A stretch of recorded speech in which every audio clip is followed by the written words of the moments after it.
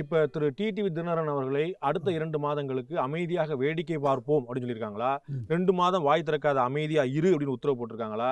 இல்ல கட்சியில இருந்து ஆக்டிவா இருக்கக்கூடிய திரு தினகரனை ஒதுக்கி வைக்கிறதுக்கு சசிகலா அவர்களே விரும்புறாங்களா? ஒதுக்கி வைக்கிறதுங்கிறது அமைதியாருன்றதுனால நான் இப்போ அமைதியாக இருக்கிறேன்.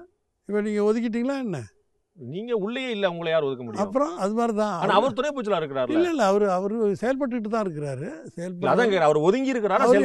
அவருக்கு வர்றவங்க எல்லாம் பாக்குறவங்க பார்த்துட்டு இருக்காரு. 34 எம்எல்ஏக்கள் மேல அவங்க ஆதரிச்சிருக்காங்க. சில எம்பிக்கள் தெரிவிச்சிருக்காங்க. 123 அவரு தான். திரு தங்க தமிழ்ச்செல்வனோ திரு வெற்றிவேலோ மற்றவர்களோ வெளியே வந்தோடனே திரு டிடிவி தினகரன் தான் பூச்சலார், அவர் சொல்லபடி தான் கேட்கணும், அவரை மீறி யாருமே செயல்பட முடியாது, நாங்க விட மாட்டோம் அப்படின்னு அவ்வளவு பகிரங்கமா அமைச்சர் பெருமக்கள் மீதே கூட இவங்க கட்சியை விட்டு ஒதுக்குறதுக்கு இவங்க யாருங்க அப்படின்னு கேட்கறது அதிமுக. அப்ப இயல்பா என்ன பாக்குறாங்க? ஓஹோ, திரு ஓபிஎஸ் தலைமையில ஒரு அணி, திரு எடப்பாடி பழனிசாமி தலைமையில அணி, திரு டிடிவி தினகரன் தலைமையில ஒருத்தர் பார்த்துட்டு ஒருத்தர் தன்னுடைய ஆதங்கத்தையோ அவருக்கு ஆதரவையோ தெரிவிக்கிறதுனாலயே ஒரு அணி ஆயிடுச்சுன்னு சொல்றது எல்லாருக்கும் ஒரே அணி தான். என்னை பொறுத்தவரையிலையும் நான் முடிவா சொல்றேன், இது ஒரே அணி தான். அப்படிதான் எல்லாருமே சொல்றாங்க. இல்ல ஆனா 3 முகாம்கள் இருக்கு தெரியல, ஒரு ஆயுத எழுத்து மாதிரி தனியா வந்து பார்க்க போறவங்கள ஒரு அணியாக்குறீங்க. அப்ப என்ன கூட தான் ஒரு 10 பேர் பார்த்தாங்க.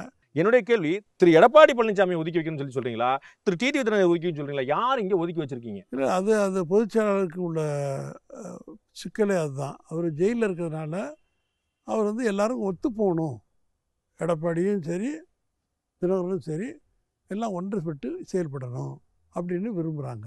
ஸோ இன்னைக்கு இப்போ திரு எடப்பாடி பழனிசாமிக்கு திருமதி சசிகலாவுடைய ஆதரவு இருக்கு டெஃபினட்டாக இருக்குது. ஆனால் திரு டிடிவி தினகரனுக்கு இல்லை. அது ஒருத்தருக்கு இருக்குங்கிறதுனால அடுத்தவங்களுக்கு இல்லைங்கிறது எந்த சட்டத்திலும் இல்லை.